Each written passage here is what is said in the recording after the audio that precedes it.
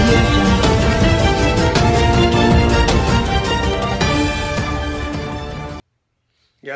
So ఆయనకి అంత cinema లేదని నేను అనుకుంటున్నాను. శ్రీ జగన్మోహన్ రెడ్డి గారికి యాత్రలు చేసుకోండి సార్, మీరు మంచి యాత్రలు చేయండి. ఇంకా ఈ రకమైనటువంటి పాదయాత్రలు, శవయాత్రలు, ఓదార్పు యాత్రలు, ఇంకేమున్నాయి, లండన్ యాత్రలు, జైలు యాత్రలు, ఇంకేమైనా ఉన్నాయా యాత్రలు? చెప్పండి, సలహాలు ఇవ్వండి, ఆయనకి చేసుకుంటారు. ఎందుకంటే ఇప్పుడు ఈ పాదయాత్ర ఇంకొక కొన్ని రోజుల్లో అయిపోతుంది, 1-2 monthsలో. మరి పాదయాత్ర అయిపోయినాక ఇంకే యాత్రలు చేయాలో దయచేసి అందరు సలహా ఇవ్వండి. పొలిటికల్ యాత్ర చేస్తారేమో ఈసారి. సో ఆ సలహాల ప్రకారం ఆయన ఎలా ముందుకెళ్తారో చూద్దాము. సో ఒక్క ప్రజా సమస్యను తీర్చకుండా అసెంబ్లీలని బాయ్కాట్ చేసుకొని బయటకు వచ్చేసి తిరుగుతూ ఒక్క సమస్య మీద కూడా నిస్వార్థంగా పోరాడకుండా నేను వస్తా, వెయిట్ చేయండి, 30 ఏళ్ళు వస్తా, 30 ఏళ్ళు ఉంటా, వచ్చానంటే ఏంటి ఉండేది? ఏంటండి ఉండేది? ఒక్కొక్కడు బాత్రూమ్కి వెళ్తే గంట సేపు కూర్చొని వస్తారు, 30 నిమిషాలు కూర్చుంటారు, గంట సేపు. అదే ఇదేమన్నా ఇష్టం వచ్చినట్టుగా వెళ్ళి ఉండటానికి 30 ఏళ్ళు వస్తా, 40 ఏళ్ళు వస్తా అంటే అదేం మీ బాత్రూమ్ కాదు సార్, గంట సేపు ఉండడానికి, 2 గంటలు ఉండటానికి. ఇది పాలిటిక్స్ అండి, ప్రజల సమస్యలు తీర్చే ఇదండి అది. ప్రజలు ఎన్నుకుంటే కూర్చునేది మీ బాత్రూమ్ కాదు, గంటలు కూర్చోవడానికి. నేను వస్తా, 30 ఏళ్ళు ఉంటా, 40 ఏళ్ళు ఉంటా అంటే అంత ఈజీగా ఉండదు. పాలిటిక్స్లో ఉంటారేమో, ఉండండి. సో దయచేసి అది మీరు గుర్తించాలి. సో ఇలాంటి వ్యక్తులు వ్యక్తిగతమైనటువంటి విమర్శలు చేసేవాళ్ళు, ప్రజల మీద దాడులు చేయించేవాళ్ళు, మనుషుల్ని లేకుండా చేసేవాళ్ళు, నిద్రాహారాలు లేకుండా చేసేవాళ్ళు, ఇంట్లో పెళ్ళామెడ్డలను సరిగ్గా హ్యాపీగా జరుగుతున్నటువంటి ఆ ఫ్యామిలీల మీద దాడులు చేయించేవాళ్ళని దయచేసి ఎన్నుకోకండి.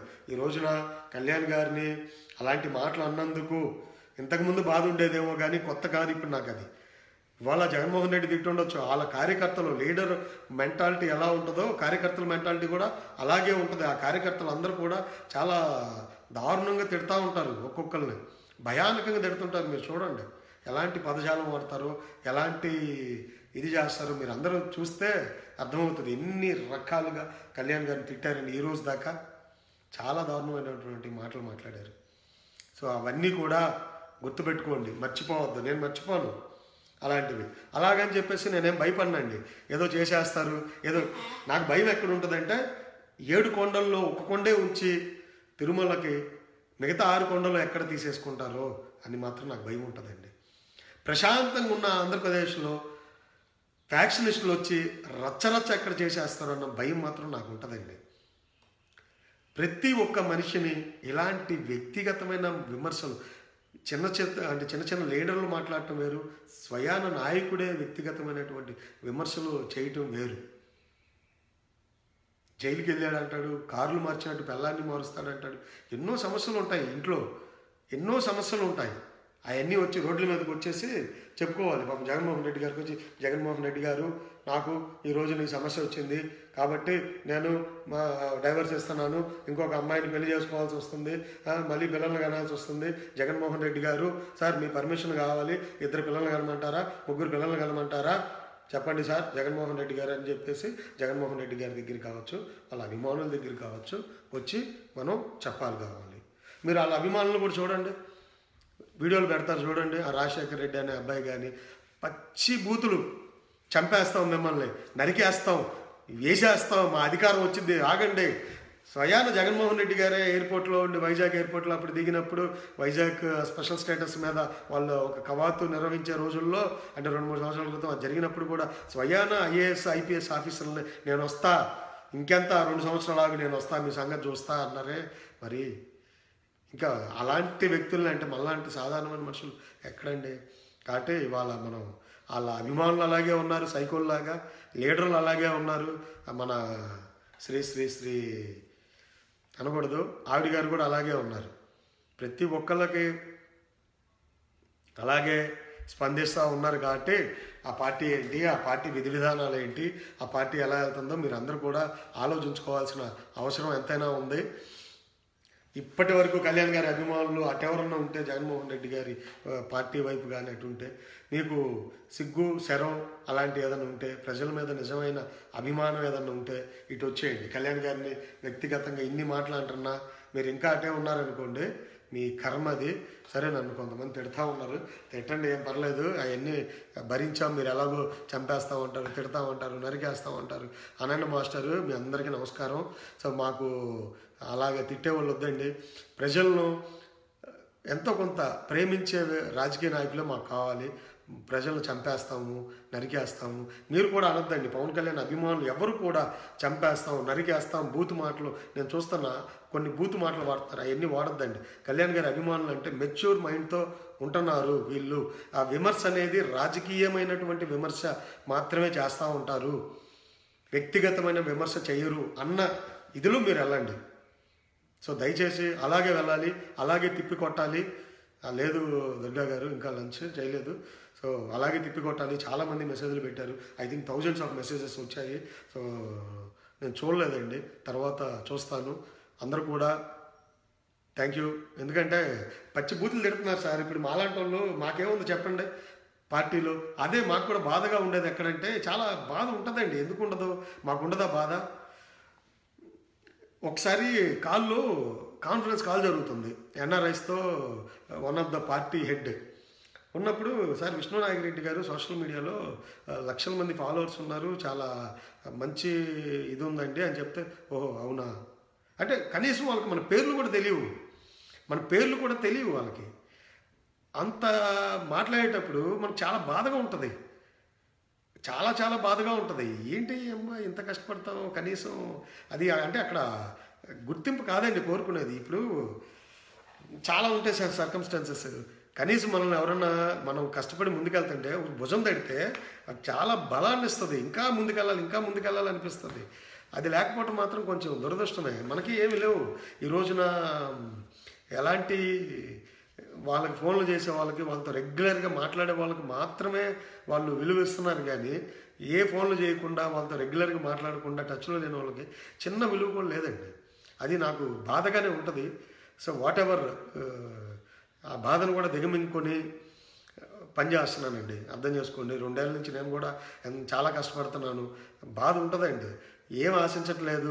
ఎక్కడెక్కడికో వెళ్తాం, మా ప్లేస్ నుంచి ఎక్కడికో ఎంతో దూరం వెళ్తాం, అక్కడికి వెళ్ళి రెగ్యులర్గా కార్లు డ్రైవ్ కొట్టుకుంటా బోల్డ్ అంత కష్టపడుతూ ఉంటాం. వాట్ ఎవర్, మీరు కష్టపడుతున్నారు, నేనే కాదు మీరు కూడా కష్టపడుతున్నారు. బట్ ఎంతమంది బూతులు తిడతారండి మమ్మల్ని, అమ్మ లెక్కలు తిడుతున్నారు, భయానకమైన బూతులు తిడుతున్నారు. నువ్వు రా చంపేస్తావు, నువ్వు నరికేస్తావు అంటూ ఉంటారు. అంటే ఈ బ్యాక్ ఎండ్ ఉండే పనిచేసే వాళ్ళకి ఉండదండి. ఫ్రంట్ ఎండ్లో పనిచేసే, సోషల్ మీడియాలో పనిచేసే, గట్టిగా పనిచేసే మాలాంటి వాళ్ళకి ఇలాంటివన్నీ ఉంటాయి. మరి ఇంత తిట్టించుకొని ఇంత ఇచ్చేస్తున్నా కూడా కనీసం వాళ్ళకి మా పేర్లు కూడా తెలియవు అంటే బాధను దిగమింగుకొని పనిచేస్తున్నాను సార్. చాలా బాధ, నాకు కూడా బాధని దిగమింగుకొని పనిచేస్తున్నా. కనీసం భుజం తట్టేవాళ్ళు లేడే, వాళ్ళకి ఫోన్లు చేసి నాకపోతే, నాకు అలాంటి అలవాటు లేదు సార్. నాకు అలాంటి అలవాటు లేదు, చేతులు కట్టుకొని ఉండటాలు, ఫోన్లు చేయటాలు. సార్ నేను విష్ణునాయక్ రెడ్డిని, నేను ఇలా ఉన్నాను, నా ప్రొఫైల్ ఇది, నేను ఇలా కష్టపడుతున్నాను, అలా కష్టపడుతున్నాను అనేది నాకు లేదు. ఇంకా నన్ను మనోళ్ళు కూడా కొంతమంది చాలామంది విమర్శిస్తూ ఉన్నారు. అంటే ఓకే, 100% మన అందరినీ హ్యాపీగా ఉంచలేము, ఒక 70-80% నేను ఉంచుతున్నా. ఒక 20 మంది ఉంచుతా, నన్ను కూడా విమర్శించే వాళ్ళు బోల్డ్ మంది ఉన్నారు, బోల్డ్ మంది. అరే ఒకళ్ళు నన్ను తిట్టారురా ఇదిరా అంటే నాకు సపోర్ట్గా వచ్చే చాలామంది ఉన్నారు, సపోర్ట్ చేయకపోగా నన్ను విమర్శించే వాళ్ళు కూడా బోల్డ్ మంది ఉన్నారు. అక్కడే కొంచెం బాధగా ఉంటుంది. ఏంటి అసలు ఎక్కడా ఏమీ లేదు, చిన్న ఇది కూడా లేదు, కనీస గౌరవం మర్యాద కూడా లేదు. ఇలాంటి అయినా కూడా మనం పనిచేస్తూ ఉన్నాం. రైట్ అండి, మనసులో బాధ ఉన్నా బయటికి పెట్టుకోకుండానే ఎంతవరకు చేయాలో అంతవరకు చేస్తాను సార్ నేను కూడా. ఇక అది సెల్ఫ్ రెస్పెక్ట్ అనేది కోల్పోయిన రోజున ఏం చేయలేం కదండి. సో ఆ సెల్ఫ్ రెస్పెక్ట్ పోకూడదని నేను కోరుకుంటున్నాను. చూద్దాం ఏం జరుగుతుందో, నాకు కూడా తెలియదు. సో నేనైతే ఎక్కడున్నా నిజాయితీగానే పనిచేస్తానండి. లోపల ఒకటి పెట్టుకొని బయటకు ఒకటి నేను పనిచేయను. అది మీరు నమ్మండి, నమ్మితే నమ్మండి, లేకపోతే లేదు. మనోళ్ళు నన్ను తొక్కేయడానికి విపరీతమైన ప్రయత్నాలు చేస్తున్నారు. నా గురించి నేను చెప్పుకోను. నేను ఎక్కడున్నా ఫ్రమ్ స్క్రాచ్, జీరో నుంచి మళ్ళీ స్టార్ట్ చేసి ఒక రేంజ్కి వెళ్ళగలను. కళ్యాణ్ గారు ఒకటే మాట చెప్తారు, నీతి నిజాయితీ దమ్మున్నోడు నీతి నిజాయితీ దమ్మున్నోడు జీరో ఎప్పుడు అవ్వడు. మళ్ళీ జీరో వచ్చినా సరే మళ్ళీ అదే స్టేజ్కి నేను రాగలను. ఈరోజు ఉన్న స్టేజ్కి 100 రెట్లు ముందుకు వెళ్ళగలను ఎక్కడున్నా సరే. అది గుర్తుపెట్టుకోండి. బాధ ఉంది, నాకు కూడా గుండెల్లో బాధ ఉంది. 2 సంవత్సరాల నుంచి కష్టపడుతున్నా. కనీసం ఒక్కడన్నా నువ్వు తెలుసు అని చెప్పరు పార్టీలో. అంత దారుణం. బాధను దిగమించుకొని పనిచేస్తున్నా. ఆ సెల్ఫ్ రెస్పెక్ట్, ఆత్మాభిమానం ఒకటి ఉంటుంది. అది కోల్పోయిన రోజున నేను తీసుకున్న ఏ నిర్ణయం అయినా సరే నా మనస్సు నేను మనిషినే సార్, నాకు ఆత్మాభిమానం ఒకటి ఉంటుంది. అది కోల్పోయిన రోజున మాత్రం దయచేసి క్షమించాలి ఎవరైనా సరే. నేను ఏ నిర్ణయం తీసుకున్నా నేను మోసం చేయనండి. ఉన్నంతకాలం ఎక్కడున్నా నిజాయితీగా పనిచేస్తా, డబ్బుకు లొంగను. ఒక చిన్న ఎగ్జాంపుల్ సార్, ఇక్కడే ఎన్ఆర్ఐ ఒక 2 లక్షలు ఒక చిన్న డెవలప్మెంట్కి, అంటే నేను చేసే దీంట్లోనే నా కోసం ఒక 2 లక్షలు ఒక దగ్గర ఖర్చు పెడతా అన్నారు. నిన్న అడిగారు ఆయన, 2 రోజుల క్రితం అడిగారు కాల్ చేసి. ఒక పెద్ద స్థాయిలో ఉన్న వ్యక్తి, విష్ణు గారు నేను మీకు ఇలాగా డబ్బులు ఇస్తా అన్నాను, ఆ చెక్ ఇమ్మంటారు, మీ అకౌంట్కి ట్రాన్స్ఫర్ చేయమంటారా అని స్ట్రైట్గా చెప్పారు సార్. చెప్తే అది మనం చేయట్లేదు కదా సార్, చేసినప్పుడు నేనే మీకు చెప్తాను, పబ్లిక్ సమక్షంలో చేదురు అది అని చెప్పాను. వాళ్ళెవరో డబ్బులు ఇస్తారని కానీ ఇంకోటి ఇస్తారని కానీ నేను చేయట్లేదు సార్. కానీ ఆత్మాభిమానం ఒకటి ఉంటుంది. అది నాకు నిజంగా అడుక్కొచ్చేసాను. ఎలా ఉంటుందో నాకు తెలియదు. క్షమించాలి ఎవరు కూడా. నేను ఉన్న రోజులు నిజాయితీగా పనిచేస్తాను, నిజాయితీగా ఉంటాను. ఎందుకంటే కళ్యాణ్ గారి అభిమానినే. పార్టీకి పనిచేసినా చేయకపోయినా కళ్యాణ్ గారికి, చిరంజీవి గారికి అభిమానినే, ఎప్పుడూ అభిమానిగానే ఉంటాను. బట్ ఎలా ఉన్నా సరే నాకు దేకటం, నాకు వాళ్ళ ఫోన్లు చేసి రోజు వాళ్ళకి చెక్క భజన చేయటం నాకు అలవాట్లేదు సార్. నాకు అలవాట్లేదు. ఉన్న రోజులు కష్టపడతాను, పనిచేస్తాను. క్షమించాలి. తర్వాత ఏ నిర్ణయం తీసుకున్నా ఏదో మనసులో పెట్టుకొని పనిచేసాను మాత్రం ఎవరు అనుకోవద్దు. మీరంతా కూడా కళ్యాణ్ గారిని చూసి నన్ను అభిమానించిన వాళ్ళే. ఒకవేళ నేను ఏ నిర్ణయం తీసుకున్నా జీరో నుంచి స్టార్ట్ చేస్తా. అంటే ఏ ఒక్కళ్ళు కూడా నన్ను మళ్ళీ అభిమానించకూడదు.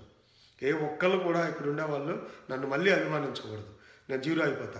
జీరో నుంచి స్టార్ట్ చేస్తా. ఎక్కడున్న టాలెంట్ ఉన్నవాడికి, కష్టపడే మెంటాలిటీ ఉన్నవాడికి, నీతి నిజాయితీగా బతికేవాడికి. ఎందుకంటే సార్ ఫుడ్ లేని రోజున ఒకరోజు మొత్తం అన్నం తినకుండా 2 రోజులు అన్నం తినని రోజుల్లో కూడా ఏ ఒక్కరిని చేయాల్సి నాకు అన్నం పెట్టండి అని అడగలేదు సార్. అంత రోషం ఉన్నోని నేను. కళ్యాణ్ గారిని ఒక మాట అంటే తట్టుకోలేనోని నేను కూడా మీలాగే. కానీ ఇవాళ నేను ఇండియా వచ్చి నాకు అపాయింట్మెంట్ దొరికిద్దండి. కళ్యాణ్ గారి అపాయింట్మెంట్ దొరికిద్ది నేను ఇండియాకి వస్తే. బోల్డ్ మంది తెలిసిన వాళ్ళు ఉన్నారు. ఫోన్ చేసి సార్ ఇట్లా నేను ఇండియా వస్తున్నాను, నాకు కళ్యాణ్ గారి అపాయింట్మెంట్ కావాలి అంటే ఖచ్చితంగా దొరికిద్ది. కానీ అది అడగకుండా రావాలి కదా, అది అడగకుండా రావాలి. కనీసం చిన్న గుర్తింపే లేదు. అడగకుండా ఎప్పటికి వచ్చింది? పేషెన్స్ ఉంది కాబట్టి వెయిట్ చేస్తున్నా. ఎందుకు చెప్తున్నానంటే అండి, నేను పేరు ఎత్తడం ఇష్టం లేక ఇప్పటిదాకా కామ్గా ఉన్నా. ఎందుకంటే కాంట్రవర్సీ అవుతుంది పేరు ఎత్తితే. సో అందుకనే క్షమించండి నేను తప్పుగా మాట్లాడితే. ఎవరు కూడా ఓకే నన్ను తిట్టేవాళ్ళు ప్రతిసారి ఉన్నారు, మళ్ళీ తిడతారు. తిట్టండి, మీరు ఏమైనా అనండి. ఇదిగో ఇలా మాట్లాడాడు, ఈయన కూడా ఏదో ఎక్స్పెక్ట్ చేస్తున్నాడు అంట, అదంట ఇదంట. నన్ను బోల్డ్ మంది తిడతారు. వాట్ ఎవర్, తిట్టుకోండి, ఏమైనా చేయండి. ఏంటండి వీడియో నచ్చిందా? అయితే ఓ లైక్ వేసుకోండి, లేదంటే ఓ కామెంట్ చేయండి. ఎప్పటికప్పుడు మా వీడియోస్ చూడాలంటే సబ్స్క్రైబ్ చేసుకోండి.